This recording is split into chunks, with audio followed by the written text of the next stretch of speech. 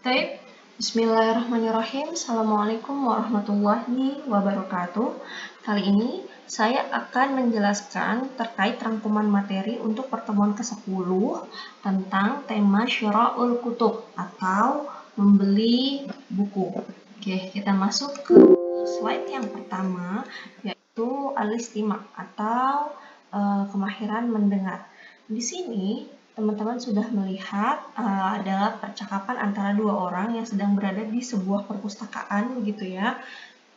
Pemuda pertama bernama Karim, kemudian pemuda yang kedua bernama Mahmud. Karim, araka huna ya Mahmud. Saya melihat kamu di sini, wahai Mahmud. Kemudian kata Mahmud, na'am, ataitu li syira'i ba'dil kutubi. Iya, saya datang kemari untuk membeli beberapa buku. Kemudian kata Karim, wa ma turidu an tashtariya? Dan apa yang kamu ingin beli? Kemudian kata Mahmud, uridu an ashtariya kitaban fil lughatil arabiyyah. Saya ingin membeli buku dalam bahasa Arab, begitu ya, buku bahasa Arab. Wa kitaban fil ulum, dan buku pelajaran. Wa kitaban fit tarikh, dan buku sejarah. Terus kata Karim, jamilun jiddan. Oh, bagus sekali. Kemudian kata Mahmud, wa anta, wa madza turidu an tashtariya? Kalau kamu, apa yang ingin kamu beli? Kata Karim, uridu an ashtariya majmu'atan qasasiyatan li akhi shaghir. Saya ingin membeli koleksi buku cerita untuk adik laki-laki saya. Kemudian kata Mahmud, hayya bina nakhtarul kutub. Mari kita memilih buku. Kemudian kata Karim, hayya. Oke, mari. Berikut adalah penjelasan dari percakapan antara Karim dan Mahmud. Jadi Karim dan Mahmud sama-sama datang ke perpustakaan untuk membeli beberapa buku. Kalau Mahmud ingin membeli buku bahasa Arab, buku pelajaran, dan juga buku sejarah. Sedangkan Karim ingin membeli koleksi buku cerita untuk adik laki-lakinya. Oke, kita masuk ke slide yang kedua, yaitu tentang al-mufradat. Di sini dalam tema ini terdapat 5 kosakata, teman-teman. Kosakata yang pertama yaitu adalah al-maktabatu, artinya adalah perpustakaan. Kemudian yang kedua ada kitabun. Kitabun artinya buku. Yang ketiga ada majmu'atun qasasiyatun, yaitu koleksi buku cerita atau kisah-kisah. Kemudian yang keempat ada kitabut tarikh, yaitu buku sejarah. Dan yang terakhir ada kitabul ulum, yaitu buku pelajaran. Kita lanjut ke slide yang ketiga, yaitu al-anmat wat tarakib, yaitu tata bahasa. Pada kesempatan ini kita akan membahas terkait al-zarfani. Zaraf dalam bahasa Arab kita kenal dengan keterangan tempat. Keterangan tempat. Ya, kalau dalam bahasa Indonesia ada di atas, di bawah, di depan, di belakang, di tengah, begitu ya, di samping, begitu ya.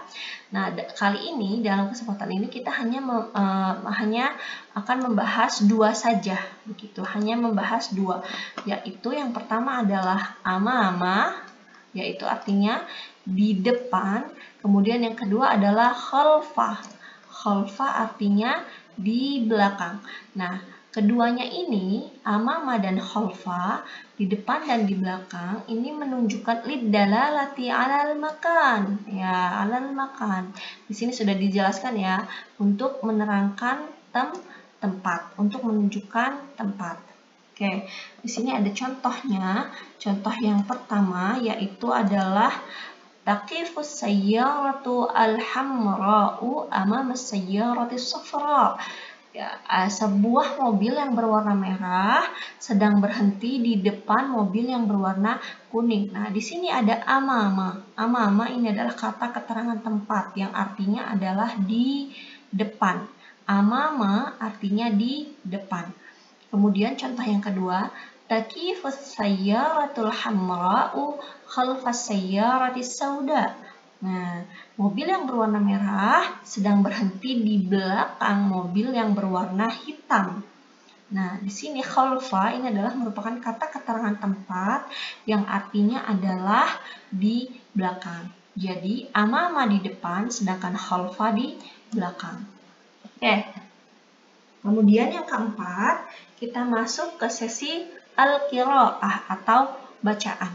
Di sini sudah saya salinkan teks bacaan yang terdapat di tema bab 5 pelajaran ke-2 gitu ya. Di sini ada teks Mahmud, uridu an ashtariya kitaban fil lughatil arabiyyah. Karim, uridu an ashtariya majmu'atan qasasiyatan li akhi shaghir. Mahmud, hayya bina nakhtarul kutub. Artinya, Mahmud, saya ingin membeli buku bahasa Arab. Kemudian Karim, saya ingin membeli buku cerita untuk adik laki-laki saya. Kemudian kata Mahmud, ayo kita pergi memilih buku. Nah, nanti setelah teman-teman bisa memahami isi teks bacaan ini, maka teman-teman akan mengerjakan latihan soal yang berkaitan dengan teks ini. Misalnya contoh soalnya gini. Apa yang ingin dibeli oleh Mahmud? Begitu ya. Maka jawabannya, Mahmud ingin membeli buku bahasa Arab. Misalnya soal yang kedua, apa yang ingin dibeli oleh Karim? Jawabannya adalah Karim ingin membeli buku cerita untuk adiknya. Begitu ya. Sesi yang terakhir yaitu sesi al-kitabah. Contoh soalnya adalah qara'tu fi titik-titik-titik at-tarikhi anil qudama. Nah, tadi ketika mengerjakan latihan saya melakukan kesalahan teman-teman, bahwa saya menulis ada al-kitab, sedangkan salah teman-teman, hanya menambahkan alif lam gitu ya. Dengan hanya menambahkan alif lam saja, jadi jawaban yang betul adalah kitab. Sedangkan saya tadi menulisnya adalah pakai alif lam, berarti al-kitab. Begitu ya, pakai alif lam ya, begini. Al-kitab di sini. Begini. Nah, gitu. Nah, alif lamnya ini yang bikin masalah, teman-teman. Gara-gara saya pakai alif lam, maka jawaban saya ini adalah salah. Nah, jawaban yang betul itu tidak menggunakan alif lam. Nah, maka jawaban yang betul adalah fi kitab, gitu ya. Oke, teman-teman bisa menjadikan ini sebuah pelajaran untuk lebih teliti dan berhati-hati ketika mengerjakan latihan soal terkait dengan kemahiran menulis. Oke, cukup sekian, sudah selesai rangkuman dari saya. Terima kasih atas perhatian teman-teman. Sekali lagi, teman-teman harus ingat bahwa tidak ada sebuah hasil yang mengkhianati prosesnya, begitu ya. Jadi ketika teman-teman menjalani prosesnya dengan baik, maka pasti teman-teman akan mendapatkan hasil yang terbaik. Tolong tetap semangat untuk mempersiapkan diri menghadapi ujian post-test agar mendapatkan hasil yang terbaik dan bisa lulus dengan hasil yang terbaik.